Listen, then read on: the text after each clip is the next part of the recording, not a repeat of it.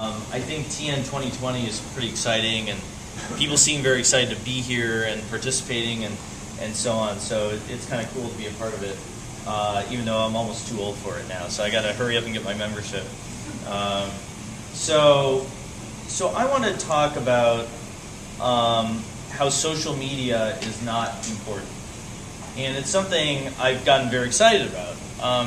And 2 or however many years ago, when I sort of heard about Twitter for the first time and got interested in having a blog and started working on how the Pentagon and other parts of the government should be, thinking about this stuff, it mainly wasn't on anyone's radar. Okay, no one knew what Twitter was. Everyone was saying, "Oh, you have to justify this." People were saying, "Well, you have to lock it down for government employees. You can't have people just out there saying whatever they want," right?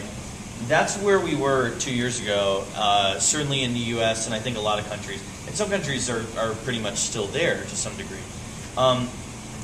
The reality is now, though, every person, every small business, every government agency has a Facebook fan page and a Twitter account and a blog.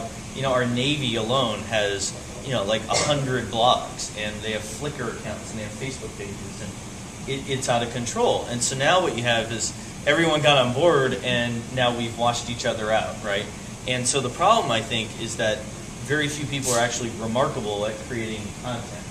And so one thing I'm very interested in doing in my new role at Microsoft is creating really innovative content and sharing that in innovative ways. And so, broadly speaking, I call that storytelling. And I think storytelling is more than writing a blog post or a magazine article. It's more than putting on an event like this. I think it's sort of everything. Very creative, multifaceted, complex storytelling that starts before something happens, builds to a climax when something big happens, and then continues after that something happens. And if you're really lucky, it continues without the actual involvement of the company or the organization or what have you. And so I'm very interested in that. And it's not exactly marketing. A lot of people say, well, you're doing marketing, and I know you're doing all this new stuff, but what's the return on our marketing investment, And someone the other day really kind of crystallized this for me. I think marketing proper, especially in companies, and governments are a little different, right? But they kind of do marketing. It's about marketing products, which is ultimately about selling products, right? I think there's a whole other thing going on, and this is why people with job titles like my job title are popping up at big organizations like CNN, AT&T, and so on. Because there's this other thing going on, and it basically has to do with storytelling. It has to do with creating content that's valuable for an audience that they then feel compelled to share to some degree with their social networks. And it's not necessarily tied to directly the mission of the company, which is to sell boxes full of stuff. It's much more broad than that. And that's how it ties into the kinds of things that Shelley works on and other people work on with our community involvement, our philanthropy, our thought leadership, our involvement in public policy, and so on. All these bigger things that a brand can stand for. And Microsoft is not perfect at that. And this is why they've hired me, and they have other good people working on this. What's our story? What's our story, right? And what does our brand mean?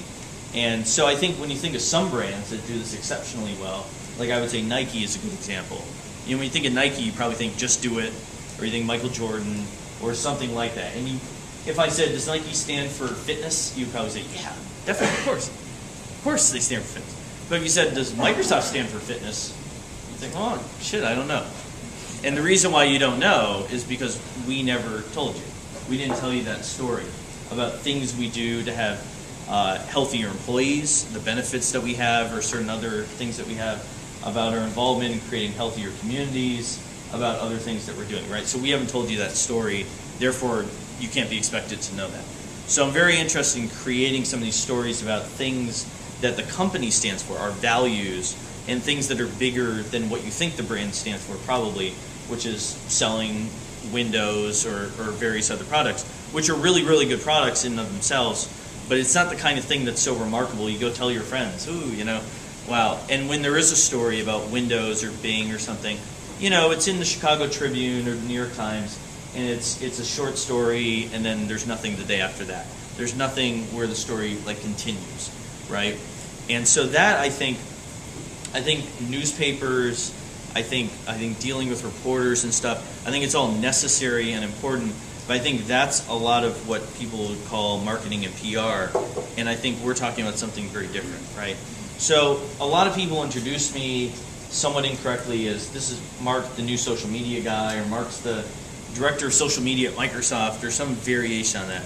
Or people will invite me to give a talk, and they'll say, Mark, we want you to talk to this group. And I say, what do you want me to talk about? Well, social media. I got to talk about social media. And I go, well, no, actually, I don't want to talk about it. I want to talk about not social media. I want to talk about how social media is not that important, because now it's sort of like everyone has it. I mean, not everyone has it, right? There's a digital divide and so on. But among people that are out to promote themselves or their organizations, basically everyone's kind of on board to some degree or another. And it's just a question of who's really using it well. So I want to talk about not social media. I want to talk about audience a little bit. And audience, to me, is maybe the most important word that I think about. So if you have a story, in theory, that you want to tell, who is this audience that you're targeting the story at? I'm very personally interested in getting Microsoft, particularly in the public sector and around topics of public service and public good, focused on the U.S., but there's a global component to it, to talk to Gen Y and Gen X young leaders that are focused on public good and making change happen. And actually, that's a lot of what TN 2020 stands for. So I'm pretty excited to kind of give you a little preview of what I'm personally into and what our company is, where we're going in the next 6 months to a year or so with that. So I think a lot about audience. Who is the audience? What do they know about us? What don't they know about us? What do we want them to know about us? And I think that's where all of this starts.